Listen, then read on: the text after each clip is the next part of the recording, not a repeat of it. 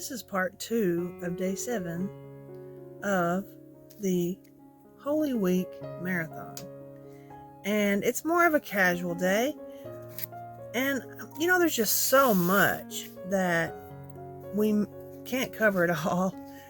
It would be a 2-hour sermon if I was to cover everything that happened on the crucifixion. And I feel like I missed a little bit. And I'm going to just go back and touch on that just at the end of each account of the crucifixion. There are a few little details. I'm going to just cover what I can. And, and it talks about in Luke 44, Luke 23:44, and it was about the 6th hour, and there was a darkness over all the earth until the 9th hour. We learned that, we knew that. And the sun was darkened, and the veil of the temple was rent in the midst. And we heard about that. And when Jesus had cried with a loud voice, he said, Father, into thy hands I commend my spirit. And having said thus, he gave up the ghost. When you don't read all accounts of it, you miss certain things. And we've got the gist of that, but there's more. Now when the centurion saw what was done, he glorified God, saying, certainly this was a righteous man. And I think that's very important that we realize that, that was said and that was known. And all the people that came together to the site, beholding the things which were done, smote their breasts and returned. So it just made everybody disgusted and sad. They just, and all his acquaintances and the women that followed him from Galilee stood afar off, beholding these things. And behold, there was a man named Joseph, a counselor, and he was a good man, and a just man, and the same had not consented to the counsel and deed of them. He was of Arimathea, a city of the Jews, who also himself waited for the kingdom of God. And this man went into Pilate and begged the body of Jesus. Now we knew that. Okay? And he took it down and wrapped it in linen and laid it in a sepulchre, and that was hewn in stone, wherein never man before was laid. And that day was the preparation, and the Sabbath drew on. It's kind of funny how the King James Version is worded, but we get the idea. And the women also, which came with him from Galilee, followed after and beheld the sepulchre and how his body was laid. And they returned and prepared spices and ointments and rested the Sabbath day according to the commandment. So that is Luke's account. And Matthew's account, we'll go backwards. We did John, now we're doing Luke, and now we'll do Mark. Okay, we'll do Mark's account.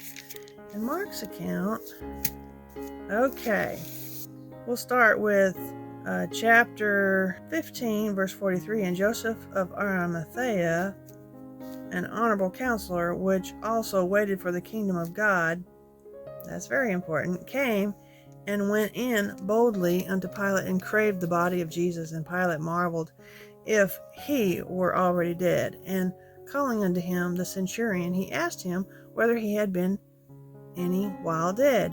And when he knew it of the centurion, he gave the body to Joseph.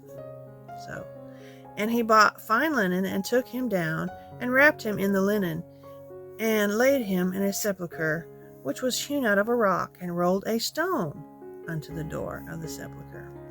See, you learn something more in each one. And sometimes things are left out. So it's good to study all 4 Gospels.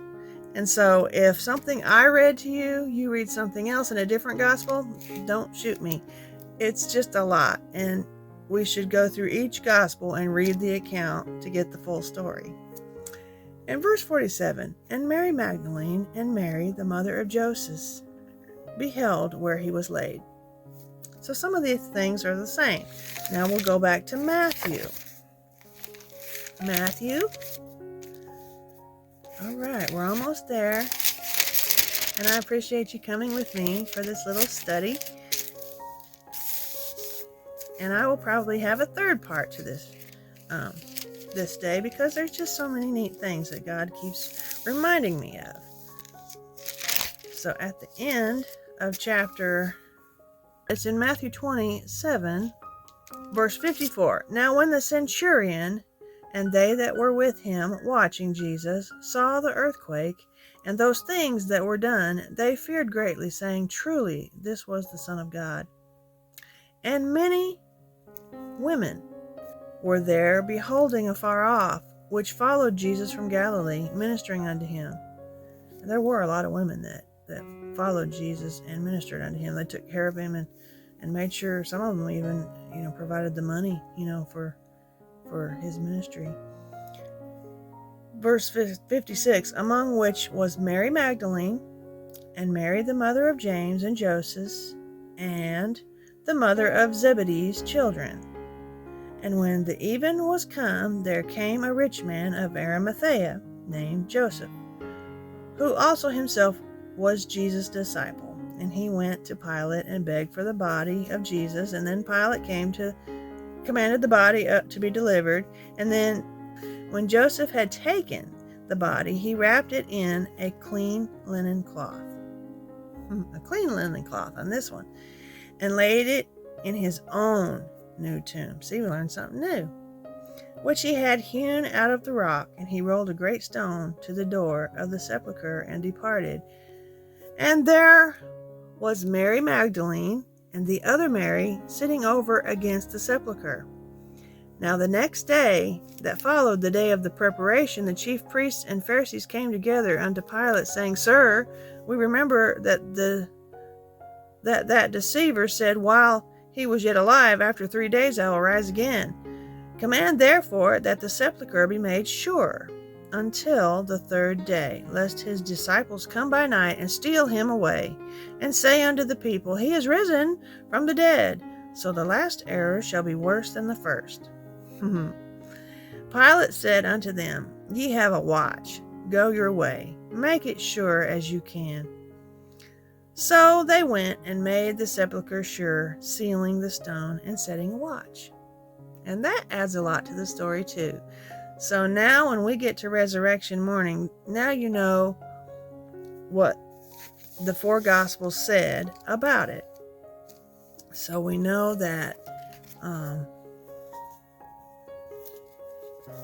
that is something that's very, very important to know. And I hope that you will go and read the account for yourself in the 4 Gospels so that your joy may be full, It's just a really, really good thing to read it for yourself, and your faith will grow too. So I hope that I've been helpful in reading these, and I am sorry for stumbling a little bit, but that happens sometimes when we read and it's late at night. So anyway, I hope that you are having a great day, and I may come back with a 3rd part because I have some other things. Okay, I love you, and I'll see you next time.